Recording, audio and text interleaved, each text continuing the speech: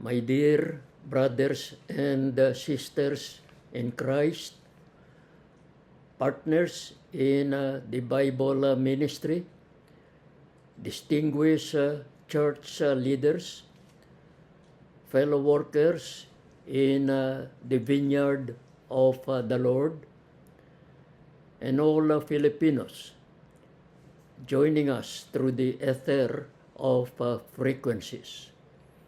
I give you the Lord's greetings of peace and grace.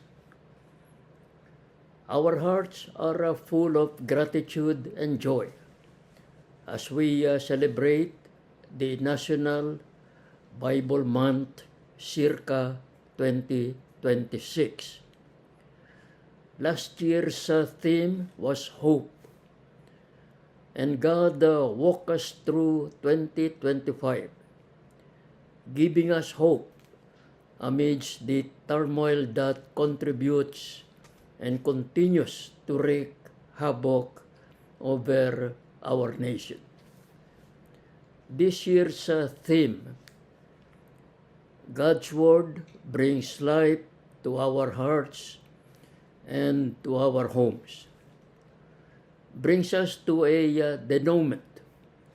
For after receiving and embracing hope, we can now start walking in the newness of life based on the pillars of love, integrity, faith, and engagement. These pillars shall support us through the living Word of God as we traverse this world where moral guardrails are continuously disregarded. Love is the first pillar. In a nation fractured by political divides, ruled by a few elite, threatened by economic meltdown, pummeled by destructive natural calamities, and faced by the escalating anger of our people.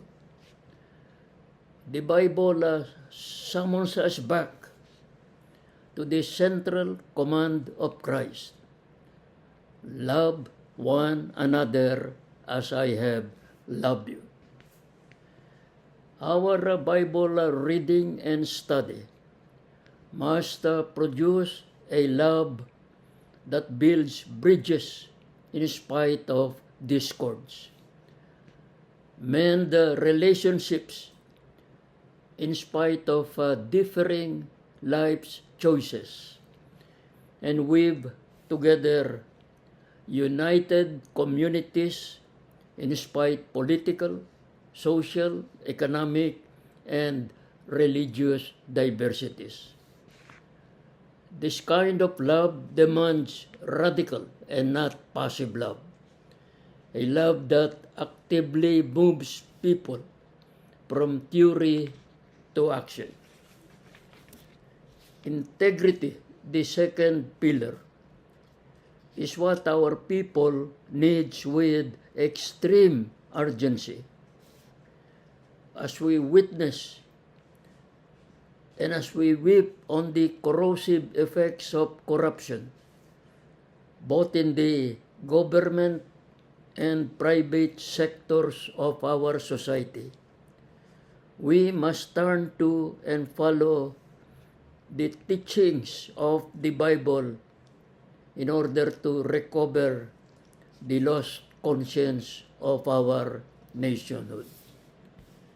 Integrity is not mere compliance with man-made laws, but constant fidelity to uphold what is right and what is righteous, even when no one, especially when no one is watching over our shoulders.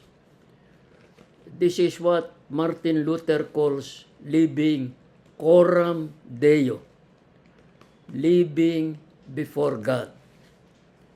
Indeed, our 1987 Constitution alludes to the virtue of integrity by, quote, imploring the aid of Almighty God in order to build a just and humane society, close of quote.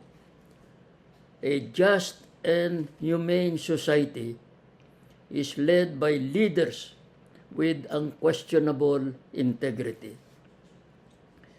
The third pillar is faith. Faith is the mother of resilience. Faith is the power to finish the race regardless of the intervening difficulties. Faith is what has uplifted generations after generations of Filipinos despite natural and man-made calamities, despite the difficulties of the past, despite the challenges of the present, and despite the uncertainties of the future. The Filipino people are resilient because of their full faith in God's omniscience and God's omnipresence. Faith must be continuously nourished by God's Word. The Philippine Bible Society remains committed to ensuring that every Filipino, no matter the heart language, has access to the Scriptures in a form and format they comprehend and cherish. Finally, the fourth pillar of engagement completes our life's quadrant. For as James said, faith by itself, if it does not have works, is dead. Faith, therefore, must be accompanied by robust actions. In the context of engagement, we can say that people who are transformed by the Word likewise work in the transformation of others through the same Word. Rightfully said, hurt people,